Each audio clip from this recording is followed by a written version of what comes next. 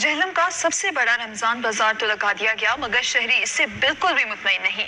Open market के मुकाबले में यहाँ भी अशिया खुरनोश महंगी हैं और जो सब्सिडाइज अशिया हैं वो कई कई घंटों लाइनों में लग के लेनी पड़ती हैं और वो भी कम मिकदार में दी जाती हैं। मजीद जानते हैं बाबर हुसैन की इस रिपोर्ट में।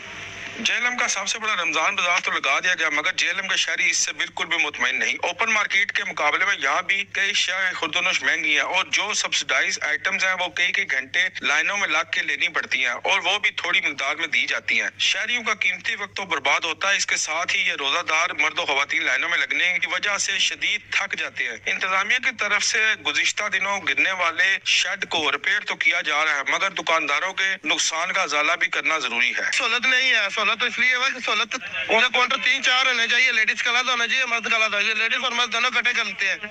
ये काम हम जो देने वाले हैं वो आस्ता आस्ता दे रहे हैं, वो चीज लाइन ज्यादा लग सकता है, ये लाइन नहीं होनी चाहिए। इसको चाहिए 1 किलो दे रहा है ना, तो इसको चाहिए 1 किलो का शापर बना कर रख दे, बंदा आए दे 1 किलो तो उसने देना है, शापर बना ले सुबह से। हम सारी यही मुतालबा करते हैं कि जो सा हमारा नुकसान हुआ है तो बराए मेहरबानी वो हमें लेकर दे। हम तो गरीब आदमी हैं, हमारे छोटे छोटे बच्चे हैं, हम बताएं हम किधर जाएं। होना तो ये चाहिए कि रमजानुल मुबारक में रोजादारों के लिए आसानियां पैदा की जाए, मगर यहाँ पर जेहलम के सबसे बड़े रमजान बाजार में सहूलियात का फुकदान तो है ही, इसके साथ कई शहरी गिला करते नजर आ रहे हैं कि हमें तमाम अशिया आसानी से मिलनी चाहिए। शहरी ये गिला कर रहे हैं कि हुकूमत ने जो सब्सिडाइज आइटम यहाँ पे रखी है वो